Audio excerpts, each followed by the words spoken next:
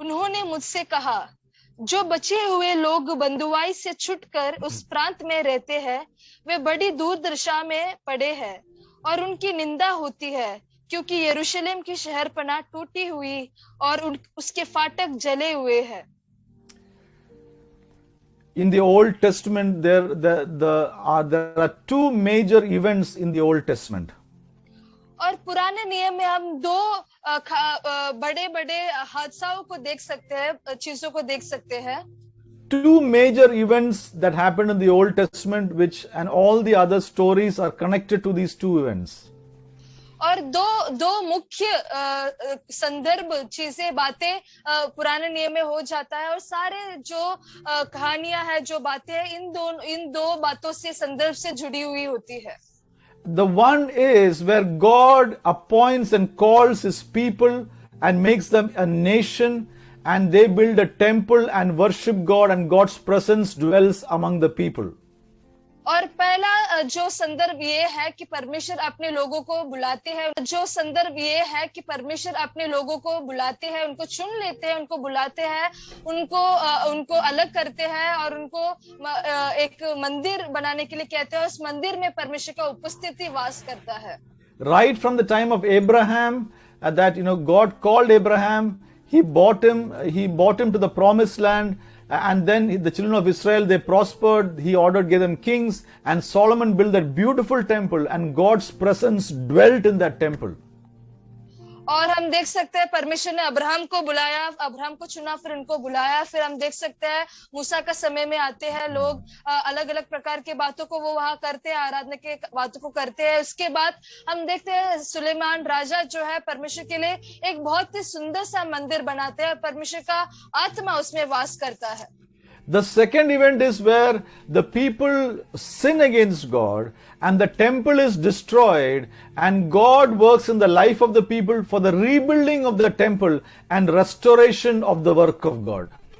और जो दूसरा घटना है वो ये है कि वो जो मंदिर है उसका नाश हो जाता है और परमेश्वर अपने लोगों को इस्तेमाल करता है ताकि वो उस मंदिर का पुनर्निर्माण हो सके। And this portion that we are reading in the book of Nehemiah is the period between the destruction of the temple and the building of the temple. और ये जो बातों को जो हम नेहमिया की पुस्तक में पढ़ते हैं वो उस मंदिर का नाश होने के संदर्भ और मंदिर का पुनर्निर्माण का जो समय है उसके बीच का जो काल होता है उस समय काल में लिखा गया है। I did a very detailed study about the temple, its building and details. It's a very interesting thing to note. And if you read the book of Esther, the book of Ezra, the book of Nehemiah, the book of Daniel, the book of Zechariah, and many other prophetical books are connected with the rebuilding of the temple. और मैंने इस मंदिर के बारे में कुछ गहराई के बातों को सीखा है और उन बातों को सीखना बहुत ही ज्यादा अच्छा लगता है। बहुत ही अच्छे बातों को हम खास बातों को समझ सकते हैं जब भी हम एस्तर, एज्रा, नेहमिया, दानियल का पुस्तक, जकरिया का पुस्तक को जब भी हम पढ़ते हैं तो इस मंदिर का पुनर्निर्माण के बातों को हम समझ सकते हैं। And there you see that how God used ordinary people to do the rebuilding of this great and majestic temple where God's glory came and dwelt again among the people. और यहाँ हम देख सकते हैं कि परमेश्वर ने साधारण लोगों को इस्तेमाल किया कि ये इस शहर का पुनर्निर्माण हो सके और इस मंदिर का पुनर्निर्माण हो सके और परमेश्वर का महिमा जो है वापस उस मंदिर में आकर वास करता है। In the Old Testament, God did not dwell with people, but He dwelt in the temple that people made for Him. और पुराने नियम में हम देख सकते हैं कि परमेश्वर लोगों के साथ वास नहीं करते थे, लेकिन उस मंदिर जो लोगों ने बनाया है परमेश्वर के लिए उसमें वास करते थे। But today in the New Testament, God does not dwell in the temple made by hand, but He dwells in our hearts. He dwells in the temple that we are the temple of the Holy Spirit. Hallelujah. और आज इस नए नियम में हम देख सकते हैं कि परमेश्वर जो हाथ से बनाए गए मंदिरों में नहीं वास करते हैं, लेकिन हम जो परमेश्वर के मंदिर हैं, परमेश्वर हमारे अंदर वास करते हैं। We see from the stories of the Old Testament that the things that happened to them in the natural are today happening to us in the spiritual realm. और जब हम पुराने नियम में देखेंगे तभी हम समझते हैं कि जो साधारण रीति से प्राकृतिक रीति से जो पुराने नियम के लोगों के साथ होता है, उन्हीं बातों को आज हम हमारे आत्मिक रीतियों में, आत्मिक चीजों में देख सकते हैं। The things that they face, the giants in the physical, today we are facing not, we don't face people, we don't fight against flesh and blood, but against principalities, against powers of darkness in the heavenly places. Praise God. और जिन बातों को उन्होंने अनुभव किया था, जिस प्रकार से राक्षस को या शत्रु की सेना को उन्होंने अनुभव किया, उन्होंने सामना किया, उसी प्रकार की बातों को आज हम अपने आत्मिक रीति में शैतान की शक्तियों को, दुष्ट आत्मा की सेनाओं का सामना आज हम करते हैं। They faced armies that came against them to destroy them, but today we are not facing people, but we are facing the powers of darkness that come to destroy lives and the people's lives. और उन्होंने शत्रु की सेना का सामना किया, लेकिन आज हम जो है मनुष्यों से लड़ाई नहीं करते हैं, लेकिन दुष्ट आत्मा की जो शक्तियां हैं, अंधकार की जो शक्तियां हैं, जो लोगों के जीवन को नाश करना चाहते हैं, उन आत्माओं से हम लड़ाई करते हैं। But we know that there is a same God whose covenant and promises remain with us, and He is the one who fights our battles either in the physical or in the spiritual. Praise God. और हम जानते हैं जो परमेश्वर, जो वाचा का परमेश्वर है, वो अपने वादों को पूरा करता है और सदा स्थिर रहता है। और जिन बातों को परमेश्वर ने पुराने नियम में भौतिक रीति से पूरा किया, उसी बातों को आज परमेश्वर हमारे जीवन में आत्मिक रीति में, शायद से भौतिक हो या आत्मिक हो, दोनों बातों में वो हमारे साथ रहते हैं। In this portion in the book of Nehemiah, we say that Nehemiah is saying the walls of Jerusalem are broken, and because of this people are in distress and in reproach. और यहाँ हम देख सकते हैं, इसमें लिखा गया है यरूशलेम की शहरपनाह टूट गई है, और इसके कारण लोग जो है बड़ी दुर्दशा में है और उनका निंदा होता है। And today also, people are in distress, they are in reproach, they are in confusion when the spiritual walls of your lives are broken down. और आज भी जब भी आपके आत्मिक जीवन के शहरपनाह जो टूट जाती है, तभी आपके जीवन में लोग, आपके जीवन में और भी ज्यादा लोग जो है, हम सभी हमारे जीवन में दुर्दशा को और निंदा को अनुभव करते हैं।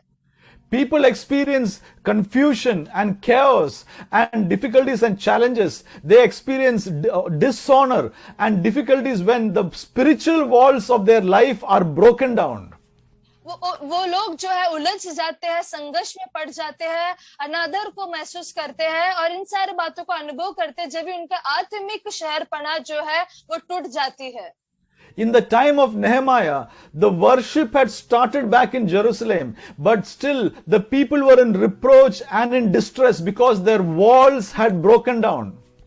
और नेहमा के समय में हम देख सकते हैं यरूशलेम का जो मंदिर है, वो वहाँ आराधना, वहाँ का जो भी कार्य है वो शुरू हो गया, मंदिर बन चुका था, लेकिन वो शहरपनाह जो है टूटी हुई थी, इसी के कारण लोग जो है दुर्दशा में थे। How can this be that you are worshipping God, God's presence is dwelling among you, that you are offering your daily sacrifices, yet you are in reproach and distress? There is something wrong happening there. और ये कैसा हो सकता है? आप परमेश्वर के मंदिर में जाते हैं, भेंट को चढ़ाते हैं, परमेश्वर की उपस्थिति को अनुभव करते हैं, लेकिन आप अभी भी दुर्दशा में है, निंदा का अनुभव कर सकते हैं। ये कैसे हो सकता है? Even today, there are people saying, I am going to church, I am part of a fellowship, I am worshipping in the spirit, but yet the people's lives are full of distress and reproach. Why is this happening? और आज भी कई लोग ऐसे कहते हैं कि मैं कलीसिया में जाता हूँ, मैं एक संगति का एक सदस्य हूँ और मैं परमेश्वर को आत्मा और सच्चाई में आराधना भी करता हूँ, लेकिन मेरे जीवन में ऐसी अवस्था क्यों है? ऐसी अवस्था क्यों होता है हमारे जीवन में? Why is the enemy coming into my life and robbing away my peace? Why is there distress and confusion and a shame in my life, even though I worship God? और क्यों शैतान आकर मेरे जीवन की शांति को चुरा लेता है, और क्यों मैं दुर्दशा में पड़ा रहता हूँ, क्यों मैं उलझन में पड़ा रहता हूँ?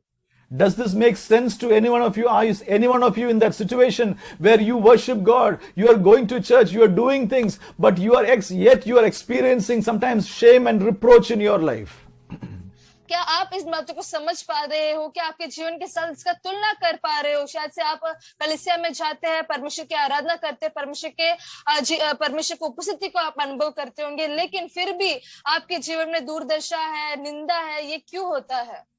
Because the walls of your spiritual life are broken down. There are sin in your life that is allowing the devil to come into your life and take away the blessings from your life. क्योंकि आपके जीवन का जो आत्मिक जीवन का जो शहरपना है, वो दीवार है, वो टूट गई है और शैतान को अंदर प्रवेश कर कर आपकी शांति को चुराने के लिए आप अवसर दे रहे हैं।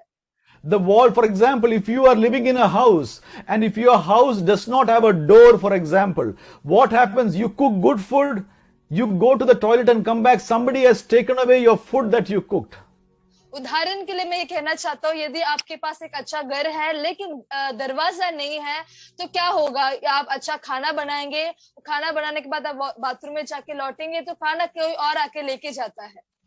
For example, in somebody's house, you bought a new sofa, beautiful sofa. You bought it, you paid a lot of money and bought the sofa. You went out and came back, and somebody has destroyed that sofa. और या फिर ऐसा उदाहरण समझिए, आपने एक बहुत ही अच्छा सोफा को खरीदा है, बहुत ही सुंदर है और बहुत ही अच्छा कीमती है, लेकिन आप बाहर जाते हैं, थोड़ी देर के बाद जब आप वापस लौटते हैं तो किसी ने सोफा को नाश कर दिया है।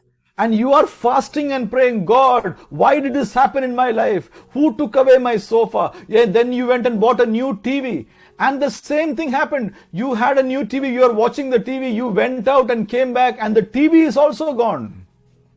और आप फिर उपवास और प्रार्थना करते हैं और परमेश्वर से कहते हैं कि परमेश्वर ऐसा क्यों हुआ, मेरा सोफा क्यों नाश हो गया। फिर आपके उसके बाद आप जाके टीवी लेते हैं और टीवी को भी आप देखते हैं, थोड़े दिन के बाद जब ये बाहर जाके आते हैं वो भी नाश किया जाता है। Of course, the fasting and prayer will bring answers, but sometimes you have to make a door in your life where a door is supposed to be made in your life. Hallelujah. और उपवास और प्रार्थना जो है सामर्थ्य है, लेकिन आपके जीवन में ऐसे कोई क्षेत्र है जिधर आपको दरवाजा बनाना जरूरी है।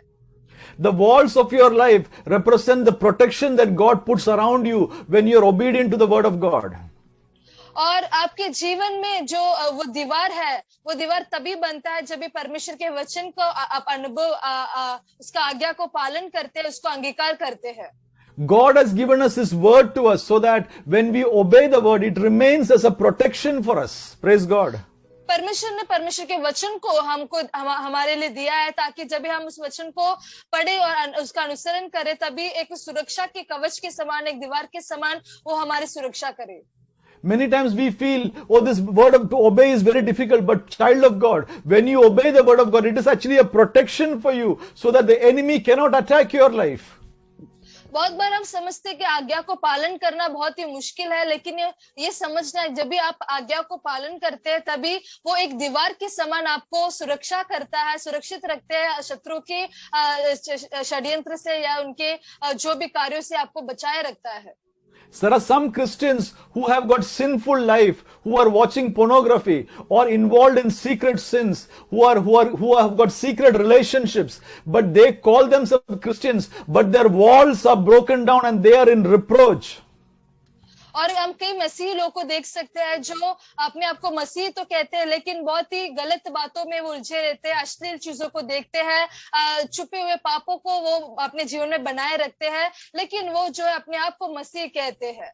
They are involved in ministry, but they go out and also involved in drinking. They are involved in the church, but they go out and involved in some other things. There is the walls of their life are broken down, and that's why there is constant distress in their life. और वो सेवका शायद से करते होंगे, लेकिन सेवका के बाद वो जाकर बाहर जाकर शराब पी लेते हैं या फिर परमेश्वर के उपस्थिति में आते हैं, लेकिन बाद में जाकर कुछ गलत चीजों को कर लेते हैं, क्योंकि उन लोगों के जीवन का आत्मिक दीवार टूट गया है, इसलिए वो हमेशा दुर्दशा में रहते हैं। They love the Lord, but still they love to go and watch some dirty movies, or like to see some bad pictures, or involved with friends and speak bad language. By doing that, the walls of their life are broken down. वो परमेश्वर से तो प्रेम तो करते हैं, लेकिन वो अपने आप को काबू में नहीं रख पाते, वो जाते हैं गलत चीजों को करते हैं, गलत चित्रों को देखते हैं, गलत मूवीज को देखते हैं, या अपने दोस्तों के साथ खड़ा रहकर गलत बातों को अपने मुंह से कहते हैं, और अपने आप को उनके दीवारों को वो तोड़ देते हैं। Some of you are not involved in any other sin, but they're involved in the sin of speaking bad about others, sin of speaking bad about the people of God, getting angry very fast, allowing the enemy to use you and to speak bad things. And what happens is you're breaking the walls of your life. और बहुत ऐसे भी कई लोग होंगे जो बहुत सारे पापों में पड़े हुए नहीं होते, लेकिन वो ऐसे पाप में पड़े हुए होते हैं कि वो दूसरे लोगों का बुराई करते हैं, अपने मुंह से बुराई करते हैं, गलत बातों को कहते रहते हैं, और इसी के कारण वो जो है ऐसे दुर्दशा में पड़े रहते हैं। Some of you have got a bitter spirit, cannot forgive others, are always complaining, always murmuring about things. By doing this, you are breaking down the walls of protection around your life, and the enemy is out to attack you. और बहुत बार हमारे कई लोग ऐसे होते हैं जो कड़वापन के हृदय को रखते हैं, और कड़वापन के कारण वो किसी को क्षमा नहीं कर पाते हैं, किसी को सत प्रेम नहीं कर पाते हैं, और इसी के कारण जो है शत्रु आपके ऊपर वार कर सकता है। The open doors are creating havoc in your life. They are bringing trouble after trouble comes to your life. You are fasting, you are praying, you are doing many things, but these walls are still not fixed.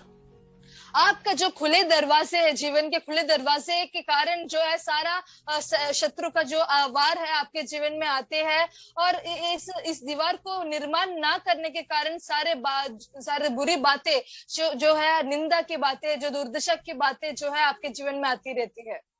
Many times the devil has got an open reign in your life. You cannot even control that. You are crying to the Lord, Lord, bring a change in my life. For years this has been going again and again and again, same thing happening again and again.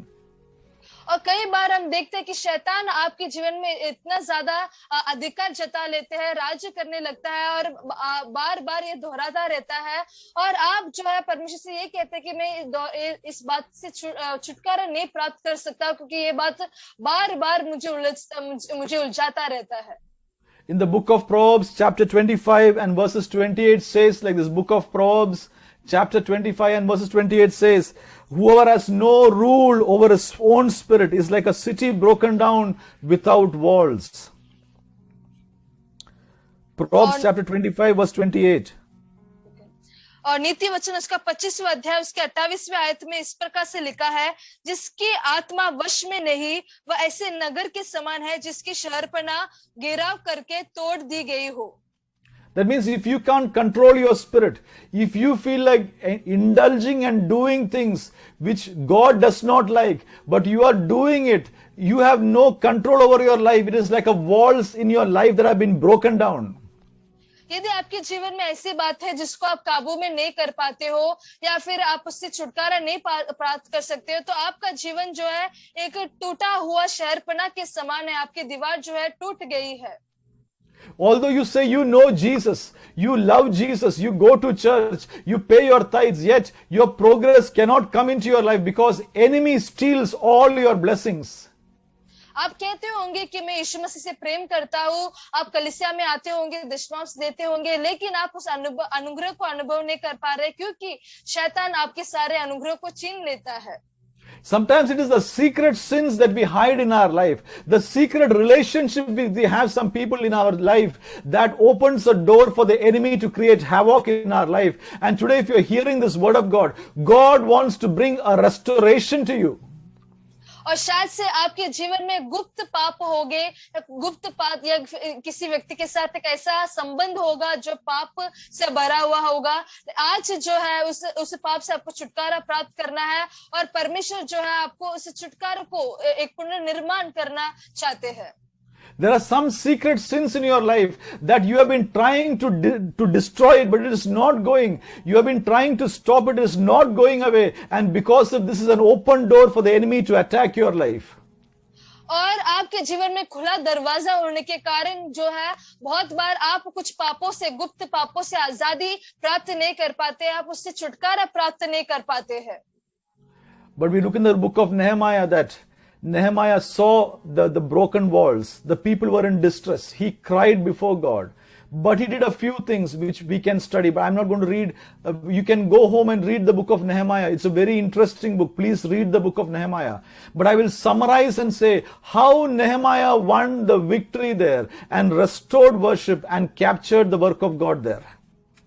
और यहाँ हम देख सकते हैं नहमाया ने इन सारे बातों को सुनकर वो बैठकर रोने लगता है और विलाप करने लगता है। और इन बातों को आप पढ़ना है घर पे, आप समय मिलते ही नहमाया की पुस्तक को पढ़ना है। बहुत ही ज्यादा अच्छा और बहुत ही अच्छा एक पुस्तक है। और यहाँ हम देख सकते हैं नहमाया के जीवन से कुछ बातों को जिसके कारण उन्होंने विजय को प्राप्त किया है, आराधना को वो पुनर्निर्माण कर दिया है और परमेश्वर के कार्य को वापस लौटा लेता है। So if you read from the book of Nehemiah chapter 1 from verses 4 to 11, he's got some key things that Nehemiah did for the restoration of the walls, but I'm going to summarize that and give it to you soon. और उस शहरपना का पुनर्निर्माण करने के लिए नहम्याह ने कुछ बातों को किया है जो हम नहम्याह के पुस्तक पहला अध्याय उसके 4 से 11वें आयत में देख सकते हैं। उन बातों को मैं जल्दी से सरल भाषा में जल्दी से बताना चाहता हूँ। Number one, if you want to start rebuilding your life and rebuilding the walls, accept the fact that if there is sin in your life. Number one, accept your situation. और सबसे पहला बिंदु ये है, यदि आप अपना शहरपना का पुनर्निर्माण करना चाहते हैं तो आपके जीवन के जो भी गुप्त पाप है उसको आप स्वीकार कर लेना है, आपकी अवस्था को आप स्वीकार करना है। Many people say, oh, everything is good with me. I'm going to church, I'm praying. Some small problems, that is okay. But otherwise, everything is good. Not accepting the fact that there is a problem in your life which you need to fix. और बहुत लोग ऐसे होते हैं जो कलीसिया में जाते हैं और कहते हैं कि हाँ मैं परमेश्वर की उपस्थिति का अनुभव करता, सिर्फ थोड़ा ही पाप है वो चलेगा, लेकिन वो लोग अपने जीवन में जो पाप है अपने अवस्था को वो स्वीकार नहीं करते हैं। So today, decide with the Lord and say, Lord, I accept there are areas in my life I need to fix in my life. So I want to make a change. And if you accept, acceptance is the first steps towards a change in your life. और यदि आप स्वीकार करते हैं, परमेश्वर से कहते हैं कि परमेश्वर मेरे जीवन में कुछ बातें ऐसे जो गड़बड़ी में है और मैं चाहता हूं कि आप उसको सही करें, और यदि आप ऐसा स्वीकार करते हैं, जब ये स्वीकार करने का जो भावना है उसके द्वारा जो है एक बदलाव आपके जीवन में आ सकता है। Sometimes I talk to people who are going through crisis in their life. They call me to say, Pastor, please pray for me. And sometimes the Holy Spirit speaks to them and then says, you have to first accept the fact that there is some problem in your life which you have to fix. And if the people are willing to accept the problem, then there is a solution to the problem. और कई बार मुझे ऐसे लोग call करते हैं और बताते हैं कि वो लोग संकट में है, संकट में है, और बोलते हैं मुझे पासवान जी हम मेरे लिए प्रार्थना कीजिए। लेकिन पवित्र आत्मा कभी कभी उन लोगों से ऐसे बातें करते हैं कि उनको स्वीकार करना है कि उनके जीवन में कुछ गड़बड़ है, और जब भी वो स्वीकार करते हैं तभी उनके समस्या का हल या जवाब हम प्राप्त कर सकते हैं। I was recently mentoring a family which is going through a family crisis, and the wife tells me all the problem is with the husband. But I tell the wife also, there is also a problem with you. That's why the husband also does that. You have to accept your part. The wife has to accept her part. And when both accept your problems, there is a solution. और मैं कुछ ही दिनों के पहले एक परिवार को मार्गदर्शन दे रहा था। उनके परिवार में पारिवारिक संबंध में जो भी परेशानी थी उनको मैं सुलझाने का कोशिश कर रहा था, और पत्नी जो है इस प्रकार से कह रहे थे कि सारा जो समस्या है वो पति के कारण है, और मैंने उनसे कहा सारा समस्या उनके कारण है, आपको भी आपका गलती को स्वीकार करना है और पति को भी अपना गलती को स्वीकार करना है। So don't say all your problem is because of your family or because of your pastor or because of your brother or sister or because of your father or mother or because of something else. Accept the problems that you have done in your life. Accept it. और आपको अपना जो अवस्था है उसका सारा जो दोष है आपके परिवार के ऊपर या माता पिताओं के ऊपर या बहन या भाई के ऊपर या कलीसिया के पासवान के ऊपर नहीं डालना है, लेकिन आपको स्वीकार करना है आपके जीवन में जो कमी घटी है, जो गड़बड़ी है, उसको आपको स्वीकार करना है। Don't say, I am like this because of her. I am like this because of you. If you change, I will change. No, God wants you to accept your problem. And when you accept the problem, God is able to bring a change in your life. और कई लोग ऐसे कहते हैं कि मैं ऐसा हो चुका क्योंकि इसके कारण है, इस स्त्री के कारण या फिर उसके कारण मेरा अवस्था ऐसा है। लेकिन परमेश्वर चाहते हैं कि आप आपके जीवन की अवस्था को स्वीकार करना है, ग्रहण करना है, आप स्वयं को स्वीकार करना है। Number one, we said accept the problem and start the process of rebuilding. और सबसे पहला बिंदु जो हमने अभी मनन किया वो है कि अपने समस्या को ग्रहण करना है, स्वीकार करना है और पुनर्निर्माण के कार्य को शुरुआत करना है। Number two, go to God with prayer and fasting. और दूसरा बिंदु है परमेश्वर के समीप प्रार्थना और उपवास के साथ जाना है। Jesus says these things, some things cannot be changed only with except of prayer and fasting. और यीशु मसीह कहते हैं कि ऐसी कुछ बातें हैं जो प्रार्थना और उपवास के बिना दूर नहीं जा सकती है। Some sinful life cannot change without prayer and fasting. और प्रार्थना और उपवास के बिना कुछ ऐसे कुछ पाप होते हैं जिससे आप छुटकारा नहीं प्राप्त कर पाओगे। Some of your sin is in your tongue. कुछ लोगों के पाप जो आपके जीभ में होता है। Always complaining. हमेशा शिकायतें करते रहते हैं। Always murmuring. हमेशा कुड़कुड़ाते रहते हैं। Always getting angry. हमेशा क्रोधित हो जाते हैं। Oh, pastor, how I will not be angry if he does like this? और पास्टर में गुस्सा कैसे नहीं हो सकता, ये ऐसा करता है। It is because of him I am getting angry. और उसी के कारण मैं क्रोधित होता हूँ। My friend, anger is living inside of you. That is why you are getting angry. मेरे दोस्त, आपके अंदर क्रोध है, इसीलिए आप क्रोधित होते हैं। It only because there was some action that anger started to rise up. और उस व्यक्ति ने कुछ कार्य को किया और उसके कारण आपका अंदर जो गुस्सा है वो बाहर आने लगता है। See, it is easy for everyone to get angry. और ये सभी को क्रोधित होना जो है आसान होता है। Very easy, right? Everyone can get angry for no reason. Some people get angry for no reason. और सभी लोग क्रोधित हो सकते हैं। कुछ लोग ऐसे हैं बिना कोई कारण का वो क्रोधित हो जाते हैं। But to get angry for the right reason is very precious. लेकिन सही बातों के लिए क्रोधित होना, गुस्सा करना वो बहुत ही ज्यादा कीमती होता है। So we need a change and we can only get God to change us. So we have to go with fasting and prayer to God for a change. तो हमको एक बदलाव का जरूरत है, तो उस बदलाव के लिए हमको परमेश्वर के समीप उपवास और प्रार्थना के साथ जाना है। And you know, in the book of Zechariah chapter 4 verse 6 says, it is not by might, it is not by power, but by my spirit says the Lord, this mountain shall be removed. Praise God. और जकरिया उसका 4 का छठवां इस प्रकार से कहता है कि सामर्थ से नहीं या बल से नहीं, लेकिन परमेश्वर के आत्मा के सामर्थ से ये पर्वत टल जाएगी। Some mountains in your life which are stopping you to progress. It is by the help of the Holy Spirit, through prayer and fasting, that God will bring a change into your life. और आपके जीवन के ऐसे कुछ पहाड़, ऐसे कुछ पर्वत जो आप उसको सामना नहीं कर पाते हैं, उन बातों को पवित्र आत्मा के द्वारा, उपवास और प्रार्थना के द्वारा आप उसके ऊपर विजय प्राप्त कर सकते हैं। Number 3, we are going to number 3. We said first is accept the problem. Number 2 is go with fasting and prayer. Number 3, deep repentance. और हम अभी तीसरे बिंदु की ओर जाएंगे, लेकिन पहला बिंदु ऐसा था कि अपने परेशानियों को स्वीकार करना है। परमेश्वर के दूसरा बिंदु है कि परमेश्वर के समीप प्रार्थना और उपवास के साथ जाना है। और तीसरा है एक गहरा और सच्चा पश्चाताप। You know, you want to change, but you like the sin. You want God to bless you, but don't want to lose that relationship with the other person. और आप जो है पश्चाताप करना चाहते हैं, लेकिन उस पाप से छुटकारा प्राप्त नहीं करना चाहते हैं। आप जो है परमेश्वर से संबंध रखना तो चाहते हैं, लेकिन उस व्यक्ति का साथ जो संबंध है उसको तोड़ना नहीं चाहते हैं। You want God and you also want some enjoyment from the sin also. और आप परमेश्वर को भी चाहते हैं और पाप के साथ जो क्षण भर का आनंद है उसको भी आप चाहते हैं। That cannot work together. और वो दोनों बातें साथ में नहीं जा सकती। So you got to have God give me a deep repentance, help me to repent deeply and hate the sin in my life. और आज हमको प्रार्थना करना कि परमेश्वर एक सच्चा और एक गहरा एक पश्चाताप मुझे करना है और उससे मेरे जीवन के सारे बातों को पश्चाताप कर दूर करना चाहता हूँ। You know, sometimes the sin gives us some pleasure, but it robs away our blessings.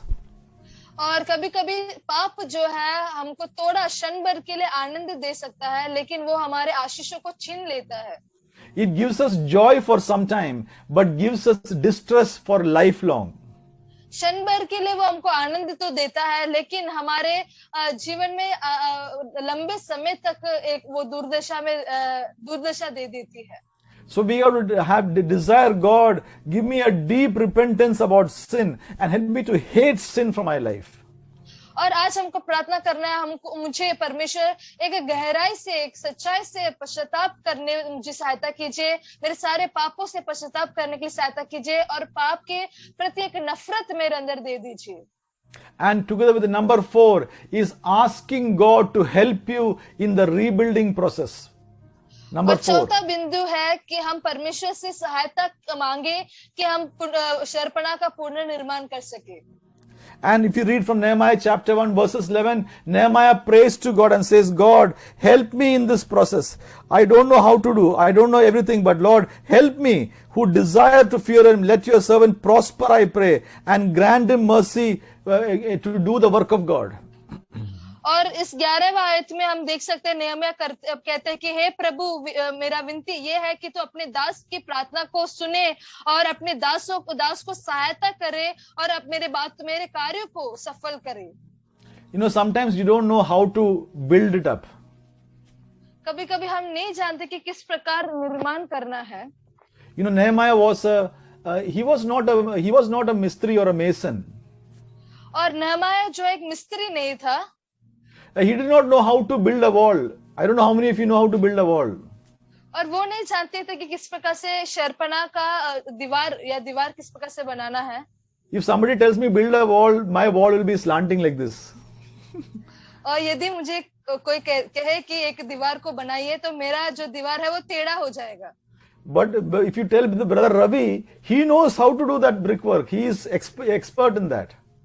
लेकिन आप यदि रवि ब्रदर से कहे तो वो ठीक से एक दीवार बनाएंगे, क्योंकि वो उसमें बहुत ही ज्यादा एक्सपर्ट है. So these people in the time of Nehemiah, they were not masons, they were not stone cutters, they were ordinary people. They did not know how to start the work, but they prayed to God, God help us in this. और उसी समान इस Nehemiah के समय में जो भी लोग थे, वो लोग इस प्रकार के कारीगर नहीं थे, वो दीवार कैसे बनाना है वो नहीं जानते थे. इसीलिए वो परमेश्वर से प्रार्थना करते हैं कि परमेश्वर आप हमको सहायता कीजिए. Maybe you also don't know how to fix your life, how to bring the change in your life, where to start, how to do, how to go about. But when you pray to God, the small things that God tells you, when you do it, God will fix your life. Hallelujah. और आपके जीवन में भी आप नहीं जानते होंगे कि आपको आपके जीवन को सही कैसे करना है, किस प्रकार से आपके जीवन की परेशानियों को दूर करना है, किस प्रकार से कुछ बातों का निर्माण करना है. लेकिन आज आप परमेश्वर से सहायता मांगना है और परमेश्वर आपके लिए कार्य करेंगे. And number 5 is before the building, you have to start the cleanup work. और चौथा बिंदु ये है कि पांचवा बिंदु ये है कि पुनर्निर्माण के पहले आपको सफाई का काम करना है. You know, if, for example, if you see a wall that is broken down, you know, and somebody tells you go and build the wall, first thing you have to do is पूरा कचरा साफ करो, or remove all the things that are broken down, clean that up and throw it away somewhere, and then you have to see how much I have to break the wall further to build it up. और यदि आपको कोई व्यक्ति एक दीवार का पुनर्निर्माण करने के लिए कहे, तो सबसे पहले आपको क्या करना है, सारे कचरा को साफ करना है, उसको फेंक देना है, फिर उस दीवार को जांचना कि कितना और मैं उसको तोड़ूं ताकि मैं उसके ऊपर एक अच्छा दीवार बना सकूं. Or if you say, okay, the kachra I will throw later, let me build my wall, big problem. और यदि आप कहे कि कचरा को मैं बाद में फेंकूंगा और मैं अभी पहला दीवार को बनूंगा, ये एक बहुत बड़ा समस्या बन जाएगा. I am not an expert, but if you ask Ravi brother, he will tell you, because if you start building the wall in the midst of the kachra, you will fall down and get hurt. और मैं इसको ज्यादा समझ नहीं पा expert नहीं हूँ इस बातों में, लेकिन यदि आप लोग रवि ब्रदर से पूछेंगे कि यदि आप सफाई करने के पहले ही दीवार को बनाएंगे तो आप उस प्रक्रिया में गिर जाएंगे, आप शायद से गिर सकते हैं और आपको ठेस पहुंच सकता है। And so what is the rubbish in your life that you have to clean? आपके जीवन में ऐसे कौन से कचरे हैं जिसको आपको साफ करना है? Some contacts in your phone number delete, some books throw away, some CDs throw away, some websites cancel. और कोई कांटेक्ट जो आपके मोबाइल में है उसको डिलीट कर दीजिए, कुछ ऐसे पुस्तक जो है उनको निकाल दीजिए, ऐसे कुछ सीडी जो है उनको निकाल दीजिए, कुछ वेबसाइट जो है उसको बंद कर दीजिए। And you know, some people you go down and sit in the evening to get some fresh air, don't go with them. और कुछ लोग जो होते हैं शाम को अच्छा वायु प्राप्त करने के लिए नीचे जाके बैठते हैं, उनके साथ आपको जाके बैठना नहीं है। Some people don't talk to them because these people will take away your joy and your peace. और कुछ लोग जो है ऐसे लोगों से बातें नहीं करते हैं क्योंकि वो लोग आपके अंदर के सारे आनंद को चुरा लेते हैं। Because this is kachra things, if you keep in your life, kachra will come back to your life. क्योंकि यदि आप कचरे के बातों को आपके जीवन में बनाए रखते हैं तो कचरा जैसा ही बातें आपको जीवन में आती रहेगी। So you have to throw away and work on the process. The first thing of building is throw away the rubbish from your life. और तो सबसे पहले आपको इन सारे बातों को जो कचरे हैं उसको निकाल फेंकना है, उसके बाद आपको निर्माण करना है। If you got bad habits, stop the bad habits, start some new habits. यदि आपको कुछ बुरी आदतें हैं तो उसको बंद कर दीजिए और कुछ नई आदतों को शुरू कर दीजिए। If you have got a habit of eating too much, also is a bad habit. You know, stop eating too much, start eating good things. और यदि आपका एक बुरी आदत है कि आप ज्यादा खाना खाते हैं तो वो भी एक बुरी आदत है, तो उसको कम कीजिए और अच्छा खाना खाइए। You are praying to God, take away my diabetes, take away my diabetes, stop eating sugar. और आप प्रार्थना करते हैं कि परमेश्वर मेरे डायबिटीज को दूर कर दीजिए, डायबिटीज को दूर कर दीजिए, आप पहले शक्कर खाना कम करिए। Otherwise you run 5 kilometers, no problem. Eat how much you want, you run 5 kilometers every day, no problem. नहीं तो आप शक्कर को खाइए, लेकिन 5 किलोमीटर आप हर दिन दौड़ना है। Yeah, so you got to decide you have to make some changes in your life. Without that, your life cannot progress. आपको आपके जीवन में कुछ बदलाव करना है, बदलाव के बिना आप आगे बढ़ नहीं पाएंगे। You are saying, I want to become pastor, but you pray for only 5 minutes. How can you become pastor? और कुछ लोग कहते हैं कि मुझे पास्टर बनना है, लेकिन केवल 5 मिनट के लिए आप प्रार्थना करते हैं, आप कैसे पासवान बनोगे? I want to do great ministry, big ministry I want to do, but cannot take time to read Bible. और कुछ लोग कहते हैं कि मुझे बहुत बड़ा सेवकाई तो करना है, लेकिन बाइबल पढ़ने के लिए समय नहीं निकालते हैं। So you have to throw the kachra and start building process. तो आपको शुरुआत करना है, पहला कचरा को फेंक दीजिए और सारा उस निर्माण के कार्य को शुरू कर दीजिए। Number 6. और 6वां बिंदु, stay in strong fellowship and be accountable to some people. और एक दृढ़ संगति में आपको बने रहना है और कुछ लोगों के प्रति आपको लिहाज रखना है। See, today, the world is such a free place. We can go to any church, right? We have no relationship with anyone. और अभी हम देख सकते हैं हम दुनिया में कि हम किधर भी जा सकते हैं, कलीसिया में जा सकते हैं और हम एक दूसरे के साथ संबंध नहीं रख पाते हैं। There are some people who one day go to this church, next day go to this church. When a prophet comes to other church, they go to that church. And fourth week, they go online somewhere. They are floating around, just floating around. और कुछ लोग ऐसे होते हैं जो पहले एक रविवार एक कलीसिया में जाते हैं, दूसरे कलीसिया में दूसरा रविवार को दूसरे कलीसिया में जाते हैं, फिर सुनते हैं कि एक भविष्यवक्ता आने वाले हैं तो वहां चले जाते हैं, उसके बाद चौथा रविवार को वो ऑनलाइन सर्विस में जाते हैं, तो इसी प्रकार से वो भटकते रहते हैं। There is no relationship. और उनके जीवन में एक रिश्ता नहीं है। So you can only discipleship is a costly affair. It requires that a commitment from your side to find somebody who can disciple you and to be committed to that person. और चेला बनना जो है वो बहुत ही ज्यादा कीमती और महत्वपूर्ण बात है। चेला बनना है तो आपको ऐसे एक व्यक्ति के अधीन में रहना है जो आपको चेले बनने की रीति को समझा सके। You know, today our churches are not making disciples, we are making members. और आजकल हमारे कलीसिया जो है चेले नहीं बनाते हैं लेकिन सदस्यों को बनाते हैं। After coming 3 weeks, the pastor will say, here is the membership form. Can you fill this form and give me? I will make you the member of my church. और कलीसिया में 3 हफ्ते आने के बाद कलीसिया के पासवान जो है उनको एक कागज थमा देते हैं और मेंबरशिप फॉर्म को भरने के लिए कहते हैं और कहते हैं कि आप इसको भर दीजिए और मैं आपके इस कलीसिया का मेंबर बना दूंगा। No discipleship program. और चेले बनने का कोई भी कार्यक्रम वहां नहीं होता है। You know, no time to invest in people to grow them.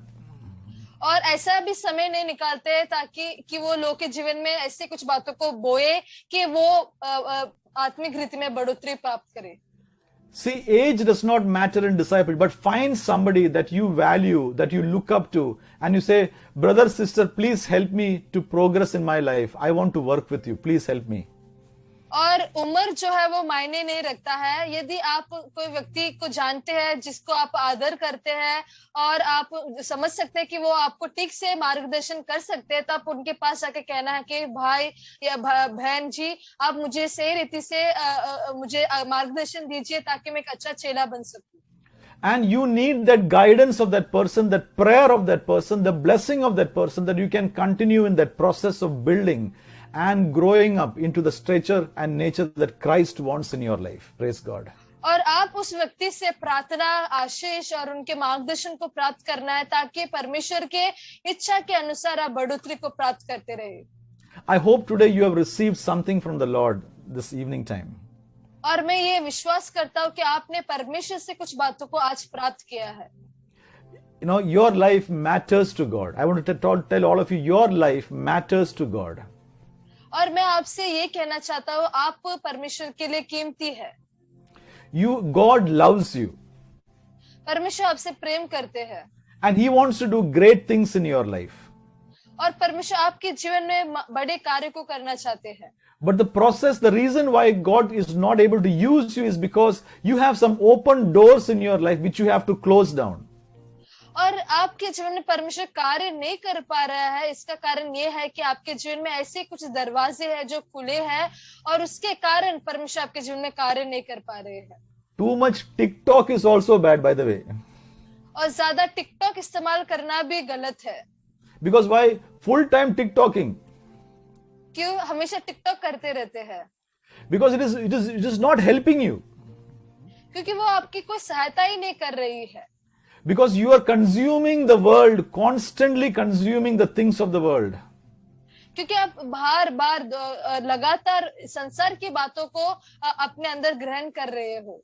You are not able to consume. Jesus says, I am the bread of life. That means when you eat the word of God, you are eating the good thing. और यीशु मसीह ने कहा कि मैं जीवन की रोटी हूँ और जब भी आप परमेश्वर के वचन को आप खाते हैं तभी आप आपके आत्मा को बलवंत करते हैं। So avoid as much as if you can avoid the social media. You have to, of course, sometimes go and see what's happening, but avoid too much consumption.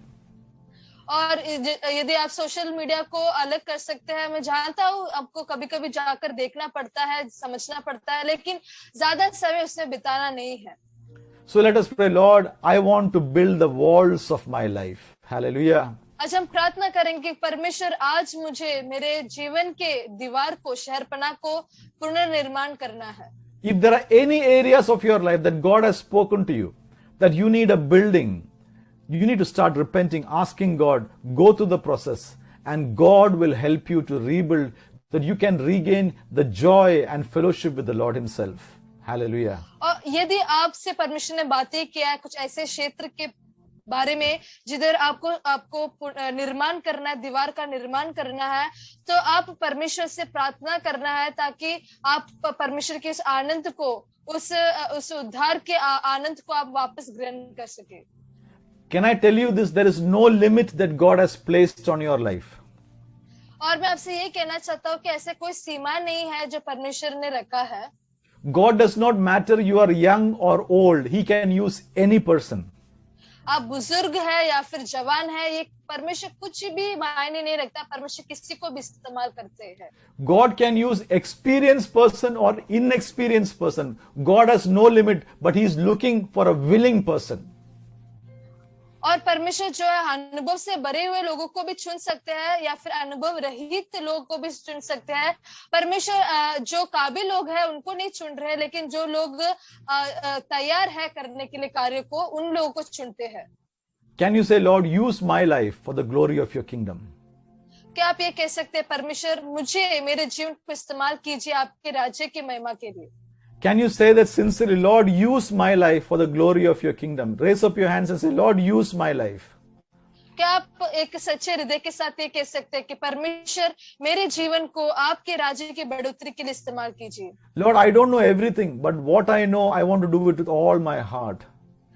परमेश्वर मैं सब बातों को तो नहीं जानता, लेकिन जिन बातों को मैं जानता हूँ उसको मैं पूरे हृदय से करना चाहता हूँ। And I need your grace in this process.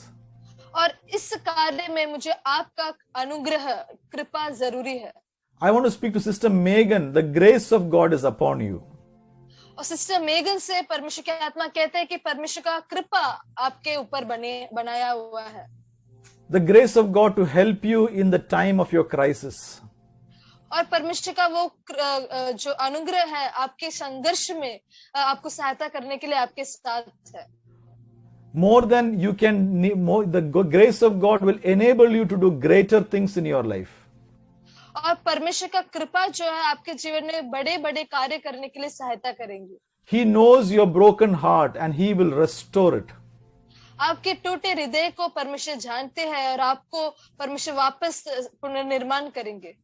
He will give you the strength to carry on more than what you can imagine. और आगे बढ़ने के लिए परमेश्वर आपको बलवंत करेंगे और आपके सोचने से बड़े कार्यों को करेंगे। Expect great things from the Lord. Hallelujah.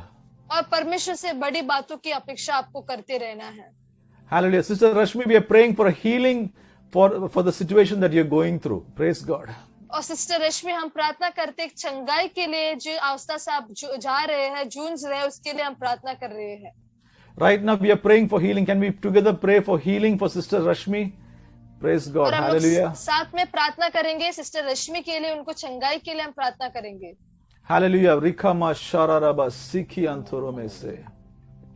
Lord, send your healing upon her and upon our child, I pray. Hallelujah. परमेश्वर आपका चंगाई उनके ऊपर, उनके बच्चे के ऊपर आप दे दीजिए। Lord, we pray for others among us, Lord, who are crying in your presence, who need your grace. परमेश्वर हम दूसरे लोगों के लिए भी प्रार्थना कर रहे हैं जो आपकी उपस्थिति में रो रहे हैं और आपके कृपा के लिए प्रार्थना कर रहे हैं। Brother Sibin, the grace of God is upon your life to strengthen you. Hallelujah. और ब्रदर सिबिन, परमेश्वर का अनुग्रह आपके जीवन के ऊपर है ताकि आप और भी बलवंत हो जाए। God has not forgotten you.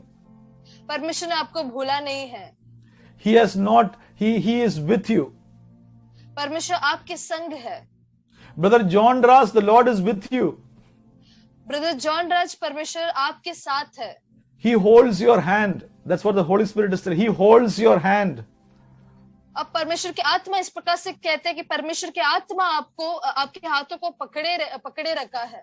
Trust Him. You are going to go to greater heights. The Lord is going to use you for greater things. और आप परमेश्वर पर भरोसा कीजिए और परमेश्वर आपको बड़े ऊंचाई पर लेके जाने वाले और आप परमेश्वर के लिए बड़े बड़े कार्य को करेंगे। Can everyone open your mouth and start praising God? Ribaka mashiki अपने होठों को खोलकर परमेश्वर को स्तुति और आराधना करेंगे। Can you start praying into the Lord and say, Lord, I need your grace. क्या हम साथ में प्रार्थना करें कि परमेश्वर मुझे आपका कृपा, आपका अनुग्रह चाहिए। I cannot do this without your grace. परमेश्वर, मैं इन बातों को आपके कृपा के बिना नहीं कर सकता हूँ। Brother Mahesh Jaiswal, the grace of God is upon you to strengthen you. Hallelujah. Brother Mahesh Jaiswal, परमेश्वर का अनुग्रह आपके ऊपर बनाया हुआ है ताकि आप और भी सामर्थ को प्राप्त कर सके। Greater things are in store for you. Praise God. Hallelujah. और आपके लिए बड़े बड़े कार्य परमेश्वर ने रखा है। Hallelujah. Riba shakana tarabase. Hallelujah. Keep opening your mouth, just praising God. Hallelujah. हम साथ में प्रार्थना करेंगे, होठों को खोलकर परमेश्वर को आराधना करते रहिए। Because He is a faithful God. Hallelujah. क्योंकि वो विश्वास योग्य परमेश्वर है। He prepares a table in the presence of your enemies. Praise God. और Hallelujah. हमारे शत्रु के सामने वो हमारे लिए मेज बिछाते हैं। Sister Jessamah, this is the word for you. God is preparing a table in the presence of your enemies. There are many people who will say how you will do things, how you will go forward. But the Lord is going to do something amazing in your life where you will see, others will wonder and say, how did this happen? और sister जस्मा, परमेश्वर की आत्मा इस प्रकार से कह रहे हैं कि परमेश्वर आपके शत्रु के सामने मेज बनाएंगे। शायद से आप नहीं जानते कि किस प्रकार से इन बातों को आप कर पाएंगे, लेकिन परमेश्वर आपके लिए बड़ा महान कार्य करेंगे और जो लोग आपको देखेंगे वो आश्चर्यचकित हो जाएंगे कि किस प्रकार से इन बातों को आपने अपने जीवन में किया है। Sister Carol, anointing is there to break the yoke. Praise God. और सिस्टर कैरोल, आपके ऊपर एक ऐसा अभिषेक है जो उस जुए को तोड़ सकता है। You have been struggling with certain things, but there is an anointing that will come upon you to break the yoke that is upon you. Rikaba Shamana और आप कई Tarabase. बातों के कारण संघर्ष में है, लेकिन परमेश्वर आपके ऊपर वो अभिषेक रख रहे हैं कि वो उस जुए को आप तोड़ सके। The word of God says to you, Sister Carol, Zechariah 4:6 says, it is not by might, it is not by power, but by my spirit, says the Lord, this mountain shall be removed. Hallelujah. और sister carol, आपसे परमेश्वर की आत्मा कह रहे हैं जकरिया उसका 4 आयत में कि ना तो बल से और ना शक्ति से, परंतु परमेश्वर की आत्मा के द्वारा ये पहाड़ टल जाएगी। Can some of you open your mouth and start rejoicing in God because He is for you, He is not against you. Praise God. क्या अब अपने होठों को खोलकर परमेश्वर को धन्यवाद देंगे क्योंकि परमेश्वर हमारे अनुकूल है, हमारा प्रतिकूल नहीं है। Come on, open your mouth and start declaring, if God is for me and He is not against me. Praise God. Hallelujah. क्या हम होठों को खोलेंगे और हम ये घोषणा करेंगे कि यदि परमेश्वर मेरे अनुकूल है तो मेरा प्रतिकूल, मेरा विरोध कौन कर सकता है? No enemy can stand against you, no challenge can stand against you, no situation can stand against you because God is faithful.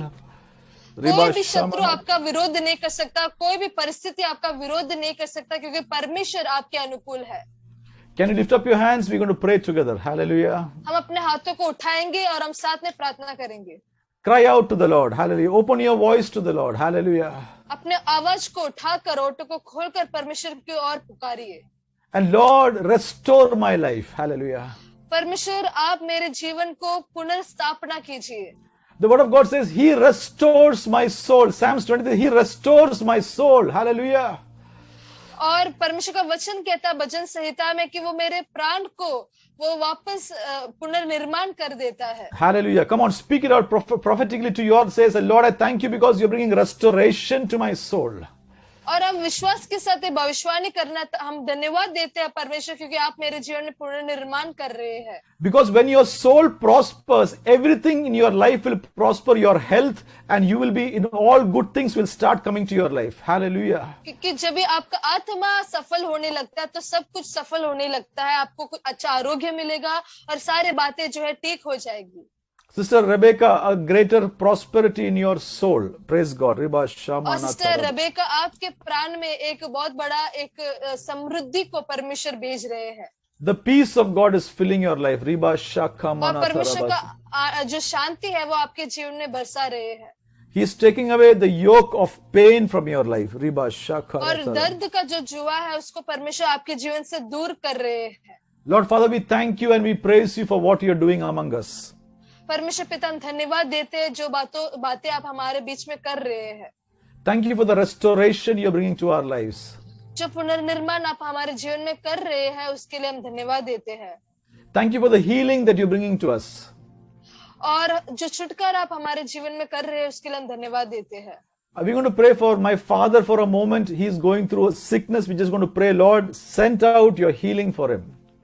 और मेरे पिताजी के लिए अभी हम प्रार्थना करेंगे, वो एक बलहीनता से जा रहे हैं। हम प्रार्थना करेंगे कि परमेश्वर आपके चंगाई को आप उनके जीवन में प्रदान कीजिए। With long life, He will satisfy us. Hallelujah. और लंबे आयु से वो हमको तृप्त करेंगे। He will satisfy our mouth with good things. Praise God. और हमारे मुंह को अच्छे बातों से वो तृप्त करेंगे। And today, speak out the good things from your mouth. Father, in the name of Jesus, I pray for a healing in Daddy's body. परमेश्वर, प्रभु यीशु मसीह के नाम से मैं एक चंगाई को मेरे पिताजी के शरीर में मैं भेजता हूँ।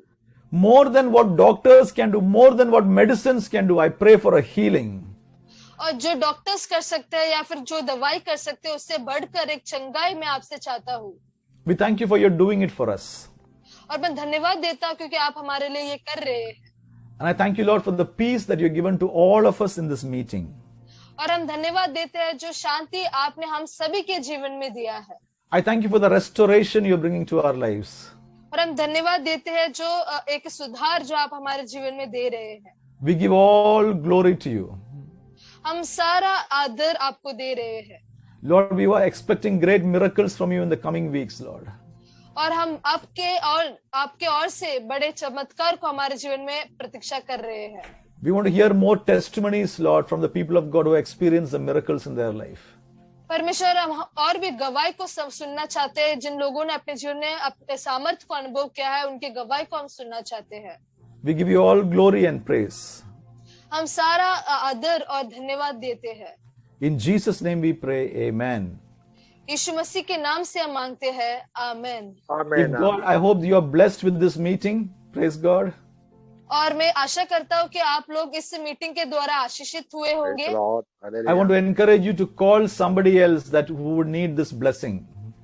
और मैं आपको प्रोत्साहित करना चाहता हूँ कि कोई और व्यक्ति जो इस मीटिंग उनके लिए भला होगा, आप उनको भी बुलाना है। Let God use you to be an evangelist of bringing the God's blessing to somebody else. परमेश्वर आपको एक इवेंजलिस्ट के समान इस्तेमाल करने पाए ताकि परमेश्वर का कृपा अनुग्रह जो है लोग आपके द्वारा